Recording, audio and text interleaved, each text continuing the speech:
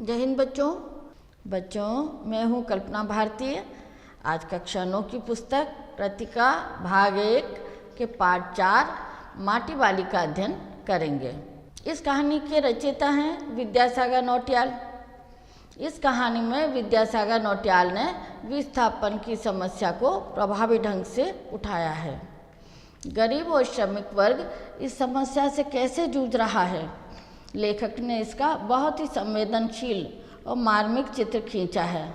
विस्थापन का अर्थ है हटाना।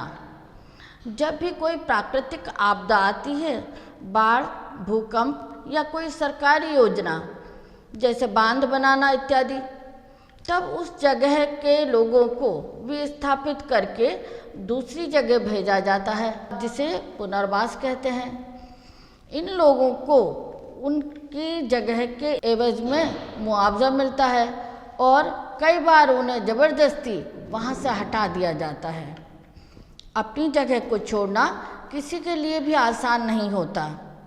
कोई भी अपने पूर्वजों की जगह से, अपनी जड़ों से दूर नहीं जाना चाहता, पर मजबूरी में जाना पड़ता है। इस कहानी में विस्थापन की एक समस्या को दर्शाया गया है। बच्चों, अब हम कहानी पढ़ लेते हैं कि कहानी में लेखक क्या बतलाना चाहते हैं, किस समस्या को किस तरह से बतला रहे हैं। माटी वाली एक महिला का नाम है जो माटी बेचने का काम करती है, इसलिए उसे माटी वाली कहते हैं। वो बहुत ही मेहनती, हंसमुख स्वभाव की और नाटे कद की है। माटी वाली एक हरिजन बुढ़िया है। माटी वाली के परिवार में 2 लोग हैं, एक वह स्वयं है और एक उसका बूढ़ा पति जो बीमार और कमज़ोर है। इस कारण वह कोई काम नहीं कर सकता। माटी वाली को ही दोनों का पेट भरने के लिए काम करना पड़ता है। वह अपने पति के प्रति बहुत ही जिम्मेदार है, उसका ख्याल रखती है। माटी वाली के पास अपने अच्छे या बुरे भाग्य के बारे में ज़्यादा सोचने का वक्त नहीं है। टिहरी शहर में ऐसा कोई घर नहीं होगा जिसे वे नहीं जानती या वहाँ के लोग उसे ना जानते हों। टिहरी में उसका कोई प्रतिद्वंदी भी नहीं है। उसके बगैर तो लगता है जैसे टिहरी शहर के कई घरों में चूल्हा जलाना भी मुश्किल हो जाएगा, क्योंकि चूल्हों को लीपने के अलावा साल 2 साल में मकान के दीवारों की गोबरी लिपाई करने के लिए भी लाल मिट्टी की ज़रूरत पड़ती रहती है। शहर के अंदर कहीं भी माटा खान नहीं है, उसे दूर से मिट्टी लाना पड़ती है। भागीरथी, भिलांगना 2 नदियों के तटों पे बसे हुए इस शहर की मिट्टी इस कदर रेतीली है कि उससे चूल्हों की लिपाई का काम नहीं किया जा सकता। माटी वाली एक रद्दी कपड़े को मोड़कर बनाए गए एक गोल ढिल्ले, जिसके ऊपर वो अपना कनस्तर रखती है, तो उस कनस्तर का ढक्कन भी निकाल के रख देती है। बिना ढक्कन के कनस्तर को वो रखती है, जिससे कि उसका काम जल्दी हो जाए, कनस्तर जल्दी खाली हो जाए, क्योंकि उसके पास काम बहुत अधिक है। क्योंकि वही अकेली एक है जो सबके घर में मिट्टी पहुंचाने का काम करती है। उसके अच्छे स्वभाव के कारण वहाँ के लोग जब उनके घर वो मिट्टी लेकर जाती है तो कोई चाय, कोई रोटी, कोई सब्जी उसको दे देते हैं, उससे बैठकर बातचीत करते हैं। और जो भोजन उसको वहाँ से मिलता है, जो रोटियाँ उसको वहाँ से मिलती हैं, उससे उसका और उसके पति के भोजन का काम चल जाता है। मालकिन ने पीतल के गिलास में उसे चाय दी, जिसे ठंडा करने के लिए सुड़ सुड़ करके उस पर लंबी लंबी फूंक मारकर सुड़कने लगी, यानी पीने लगी। मालकिन ने उससे कहा, साग नहीं है। वह बोली, चाय तो अपने आप में अच्छा साग हो जाती है ठकुराइन जी। ठकुराइन कहती है, भूख तो अपने आप में एक साग होती है बुढ़िया। भूख मीठी कि भोजन मीठा, अर्थात यदि तेज भूख लगी हो तो भोजन बहुत मीठा और स्वादिष्ट लगता है, लेकिन बिना भूख के स्वादिष्ट भोजन भी बेस्वाद लगता है। भूख और भोजन का संबंध बहुत गहरा होता है। माटी वाली कहती है, तुमने अभी तक पीतल के गिलास संभाल कर रखे हैं? पूरे बाजार में और किसी के घर अब नहीं मिल सकते ये गिलास। बच्चों, पूर्वजों की धरोहर, विरासत और उनके स्मृति चिन्ह पूर्वजों की यादों से जुड़ी होती हैं। उन्हें हमें सहेज कर संभाल कर रखना चाहिए। अब ठाकुराइन कहती हैं, अपनी चीज़ का मोह बहुत बुरा होता है। अब इस उम्र में इस शहर को छोड़कर जाएंगे कहाँ? ठाकुराइन जी, अब माटी वाली और ठाकुराइन के बीच में बातचीत हो रही है, क्योंकि दोनों चिंतित हैं क्योंकि बांध बन रहा है और बांध बनने के साथ ही विस्थापित करने की समस्या उत्पन्न हो रही है। उस समस्या के कारण उस शहर के सभी लोग चिंतित हैं और ठाकुराइन और माटी वाली भी इस विषय पर बात कर रही हैं। दोनों चिंतित हैं, दोनों अपनी चिंताओं को व्यक्त कर रही हैं। ठाकुराइन कहती हैं, अपनी चीज़ का मोह बहुत बुरा होता है। अब इस उम्र में इस शहर को छोड़कर हम जाएंगे कहाँ?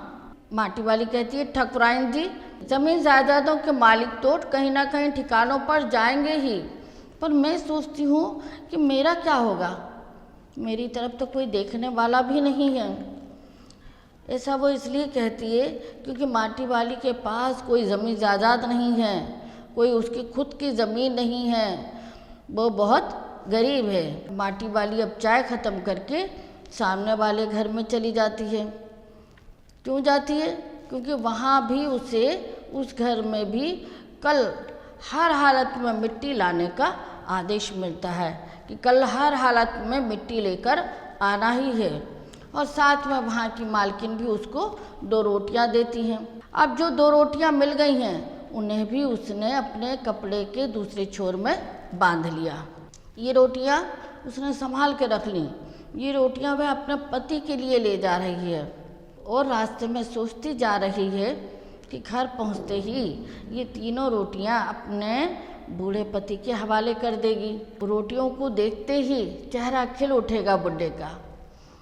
बच्चों, चेहरा खिल उठना मुहावरे का प्रयोग किया गया है। इसका अर्थ होता है खुश हो जाना। तो माटी वाली को भी ऐसा लग रहा है कि उसका बुढ़ा जो है वो भूखा होगा और रोटियों को देखकर बहुत खुश हो जाएगा। साथ ही वो कहती है कि ऐसा भी बोल दूंगी कि भूख मीठी कि भोजन मीठा। यहाँ पर ये कहावत का प्रयोग किया गया है, क्योंकि जब भूख लगती है, जब बहुत तेज़ भूख लगती है, तो हमें कुछ भी रूखा सूखा भी मिल जाता है तो भी वो हमारी भूख मिटाता है और हमें बहुत स्वादिष्ट लगता है। अब घर पहुँचते पहुँचते रात होने लगती है। वह चिंतित है कि उसके पास अपना कोई खेत नहीं है, ज़मीन नहीं, ज़मीन का एक टुकड़ा भी नहीं है। झोंपड़ी जिसमें वह गुजारा करती है गांव के एक ठाकुर की ज़मीन पर खड़ी है। उसके एवज़ में उसे उस भले आदमी के घर पर भी कई तरह के बेगार करनी होती है। एवज़ का मतलब बदले में है कि उसके बदले में उसको उस भले आदमी के घर, मतलब उस ठाकुर के घर में उसको बेगार करनी होती। बेगार माने एवज़ का अर्थ है बदले में, और बेगार का अर्थ यहाँ पर ये है, बेगार का अर्थ है बिना वेतन के काम करना। माटी से हुई आमदनी से उसने 1 पाव प्याज खरीद लिया। वह सोचती है कि प्याज को कूटकर तल देगी। वह अपने बूढ़े पति को आज कोरी रोटियां नहीं देगी। वह रोटियों का हिसाब लगाती हुई घर पहुंचती है, लेकिन अब उसके बुढ़े को रोटियों की ज़रूरत नहीं रह गई थी, क्योंकि वह अपनी माटी को छोड़कर जा चुका था। उसकी मृत्यु हो चुकी थी, वह मर गया था। टिहरी बांध पुनर्वास के साहब ने उससे पूछा कि वह कहाँ रहती है। अब टिहरी बांध के जो साहब हैं उसकी और माटी वाली की आपस में बातचीत हो रही है।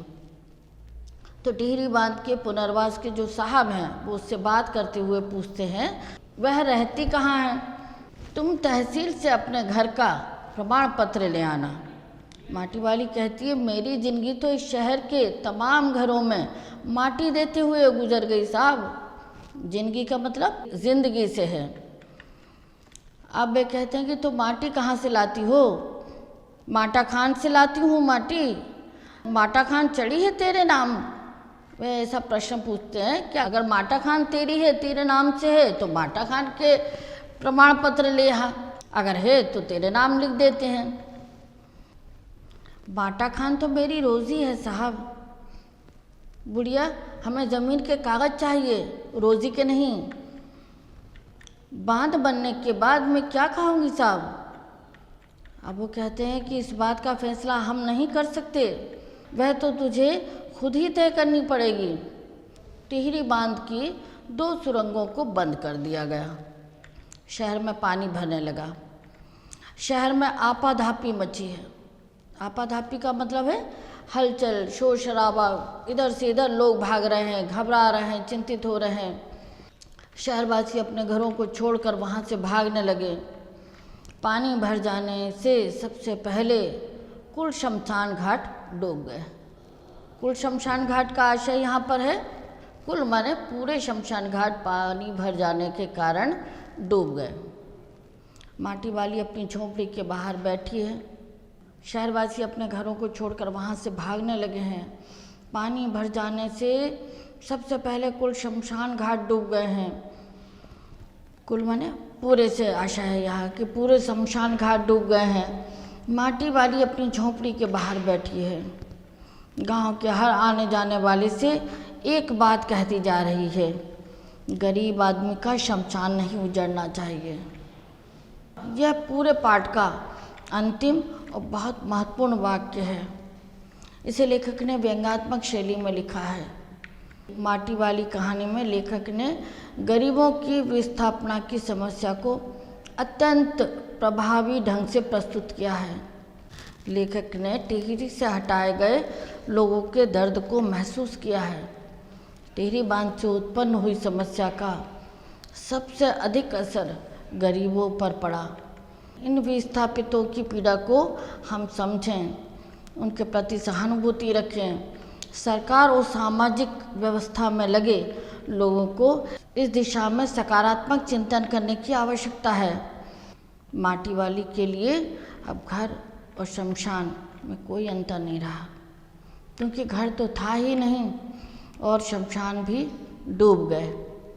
इसी पीड़ा के कारण वह कहती है कि गरीब आदमी का शमशान नहीं उजड़ना चाहिए, परंतु गरीब आदमी का तो सब कुछ छिन रहा है। शमशान में भी जगह नहीं रही।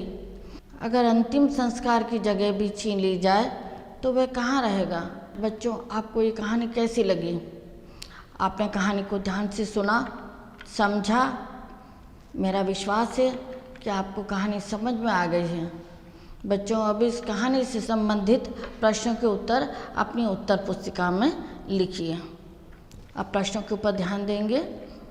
प्रश्न नंबर 1, माटी वाली पाठ किस विधा में है?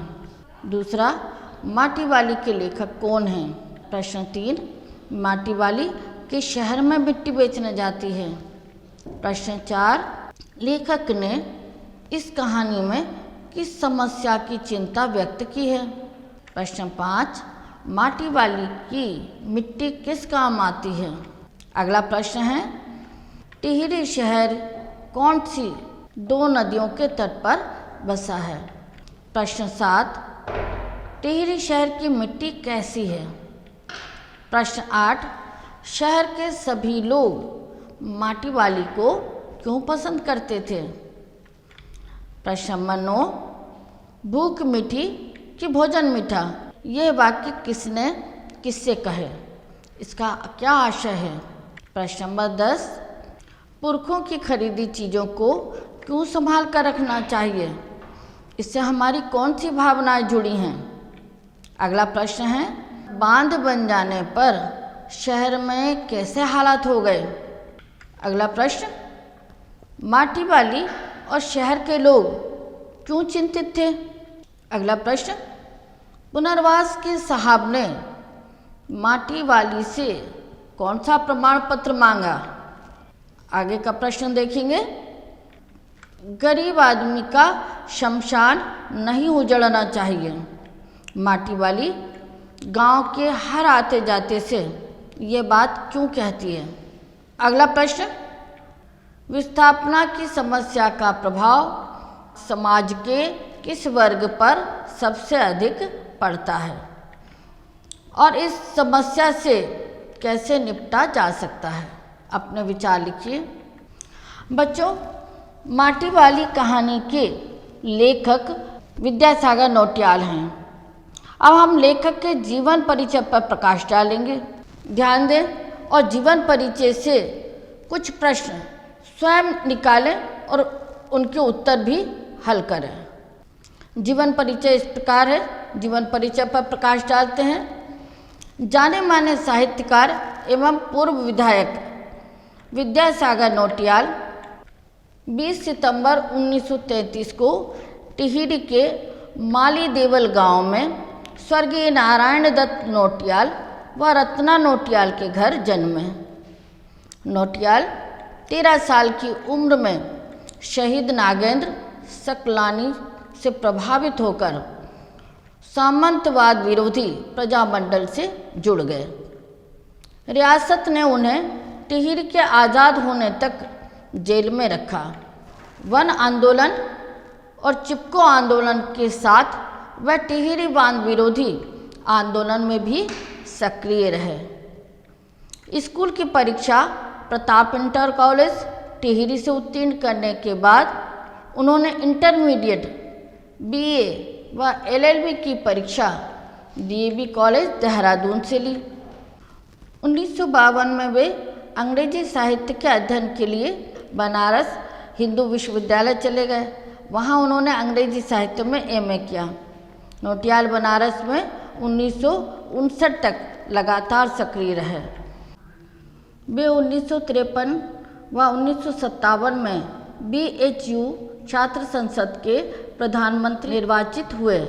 उन्हें 1958 में सीपीआई के छात्र संगठन एआईएसएफ का राष्ट्रीय अध्यक्ष बनाया गया। इसी वर्ष उन्होंने वियना में हुए अंतर्राष्ट्रीय युवा सम्मेलन में भारतीय प्रतिनिधि मंडल का नेतृत्व किया। उनकी पहली कहानी भैंस का कटिया 1954 में इलाहाबाद से प्रकाशित होने वाली साहित्यिक पत्रिका कल्पना में हुई। फिर वे अरसे तक लेखन से दूर रहे। 1990 में उन्होंने दोबारा लेखन की दुनिया में दस्तक दी और इसके बाद उन्होंने उपन्यासों कहानियों के साथ मोहन गाता जाएगा जैसी आत्मकथा को भी लिखा। उनके अब तक 6 उपन्यास और 3 कहानी संग्रह प्रकाशित हुए हैं। यमुना के बागी बेटे शीर्षक से आया उनका उपन्यास एक नए विषय के साथ गंभीर प्रयोग है। राजनीति और लेखन दोनों को अपने सिद्धांतों और मूल्यों की कसौटी पर परखने वाले नौटियाल सामाजिक विषमताओं से लड़ना मुख्य चुनौती मानते हैं। इससे पूर्व वे भूख बलिदान नामक कहानी भी लिख चुके हैं। उनका पहला उपन्यास उल्डो रिश्ते था। नौटियाल की प्रमुख रचनाएं हैं उत्तर बायां है, यमुना के बागी बेटे, मोहन गाता जाएगा, सूरज सबका है, भीम अकेला, झुंड से बिछड़ा हुआ आदि उपन्यास चर्चित हैं। आजीवन सीपीआई से जुड़े रहे नौटियाल 1980 में देवप्रयाग से उत्तर प्रदेश विधानसभा के सदस्य चुने गए थे। इससे पूर्व उन्हें साहित्य के क्षेत्र में पहला सम्मान मध्य प्रदेश सरकार का वीर सिंह देव सम्मान, पहाड़ सम्मान समेत दर्जन भर से अधिक सम्मान मिले। राजनीति और लेखन दोनों को अपने सिद्धांतों और मूल्यों की कसौटी पर परखने वाले नौटियाल सामाजिक विषमताओं से लड़ना मुख्य चुनौती मानते हैं। 18 फरवरी 2012 शनिवार रात्रि बेंगलुरु के एक अस्पताल में विद्यासागर नौटियाल का निधन हो गया। बच्चों, अभी हमने कहानी माटी वाली पढ़ी। आपने समझा इस कहानी को? ये जो कहानी नौटियाल जी की है ये बहुत ही प्रसिद्ध कहानी है और बहुत प्रभावी कहानी है। इस कहानी में जो विस्थापितों की पीड़ा को बताया गया है उसे हम समझें, उनके प्रति हम सहानुभूति रखें। सरकार और सामाजिक व्यवस्था में लगे लोगों को इस दिशा में सकारात्मक चिंतन करने की आवश्यकता है। आज हमने जो कहानी पढ़ी उसके जो प्रश्न हैं उनको आप हल करिए और जीवन परिचय से संबंधित प्रश्नों को आप स्वयं हल करिए। कहानी आपको कैसी लगी? आपने कहानी को ध्यान से सुना। इस कहानी के सार को अपने शब्दों में लिखेंगे। कहानी अब यहीं समाप्त होती है।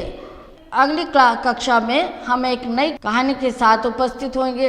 अपना ध्यान रखिए, प्रसन्न रहिए, स्वस्थ रहिए, सकारात्मक रहिए। अपने घर के बड़े बुजुर्गों का ध्यान रखिए, हमेशा उनका सम्मान कीजिए और जो भी गरीब अमीर इस प्रकार का किसी भी प्रकार का भेदभाव आप में आपस में बिल्कुल नहीं होना चाहिए। इस बात का आप सदैव ध्यान रखिए। जय हिंद बच्चों, फिर मिलेंगे।